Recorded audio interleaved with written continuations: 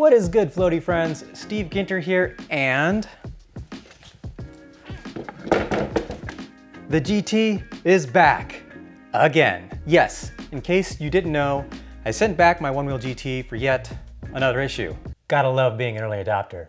The first time was the dreaded power issue where it wouldn't turn on, which they fixed with a firmware update that they did themselves. But this time it was a concerning clicking sound coming from within the hub.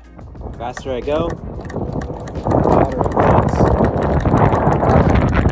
clicks. My suspicion was a bearing issue, but it could have been something else. In any case, it did not seem to affect the performance or ride. It was just inconsistent, annoying, and I didn't want it to get any worse.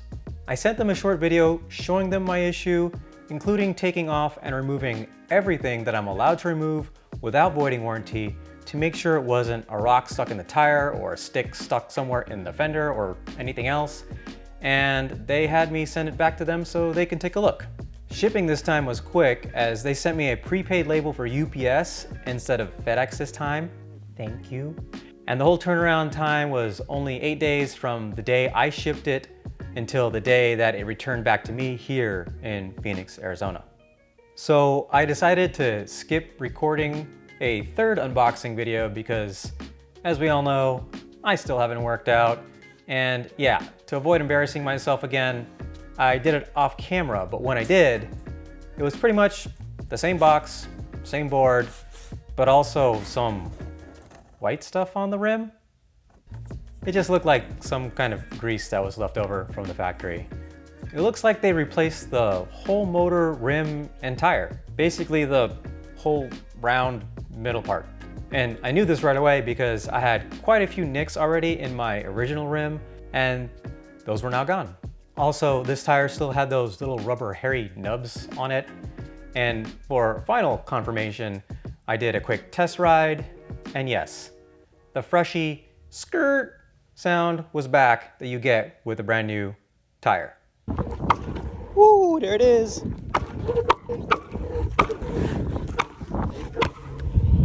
Every time. So, what did they say was the problem? Well, let's take a look at that email and see just what they said. Our technicians found that your motor was not performing up to specifications and it was replaced under warranty. Your board was tested extensively after the repairs to ensure that it is performing up to specifications. Yep, pretty inconclusive. I tried to get more info and asked them if they could elaborate on what specifically was wrong with it, but here's what they said. We were not provided the exact details on what was specifically wrong with the motor, but our technicians did state that they were able to resolve the issue by replacing it. Each case is handled individually, so the technician found the best solution for your board. Which honestly sounds like they didn't have time to troubleshoot and just swapped everything out for the sake of speed. Fine with me, I wanted my board back as soon as possible anyways, and hey, now I have some new hardware. But who knows, maybe they know there's a few GTs with this issue, but if they do, they're definitely being tight-lipped about it. Whatever, that's fine. I don't think it's a widespread issue if it is one. Now, I'm not gonna get into it regarding the train wreck of a launch that the OneWheel GT was. I see both sides, I believe in right to repair, and yeah, it is what it is. For me, I just wanna focus on having a good time riding, and Future Motion has honored their warranty for me twice now, free of charges, and I'm just excited to get back to floating. I don't have ghosting issues, it turns on every time, and the clicking sound is gone. So the world is right again, at least for me.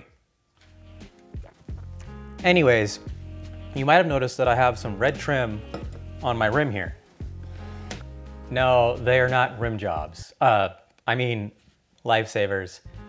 I do want some of those, but they aren't available for the GT yet. So in the meantime, I went the budget route. I found these colored rim guards over at my local AutoZone. You can get them in red or blue and they're only around 12 bucks. And I thought, what the heck? I have some freshy rims. let's give it a try. I'll leave a link in the description if you want to check them out, but keep in mind, those won't be as good as Float Life's Life Savers. These are much more robust and will protect your rim better because it's a thicker plastic or rubber or something, and it wraps around the whole edge of your rim on the inside and on the outside, and will really protect it from those gnarly drops.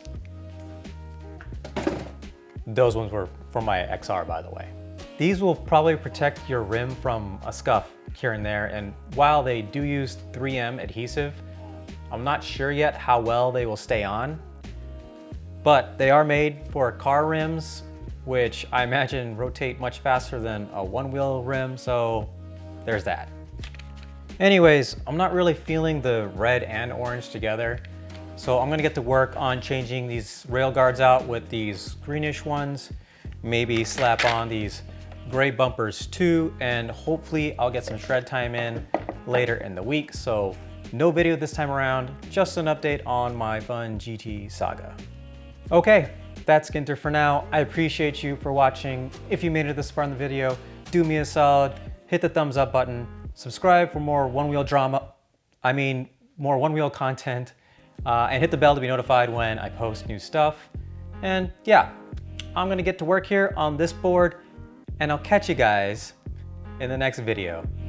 See you then.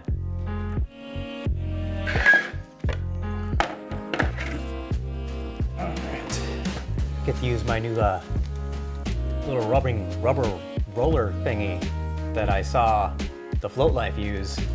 But I need to get one of these. Maybe make it easier on some of the installs.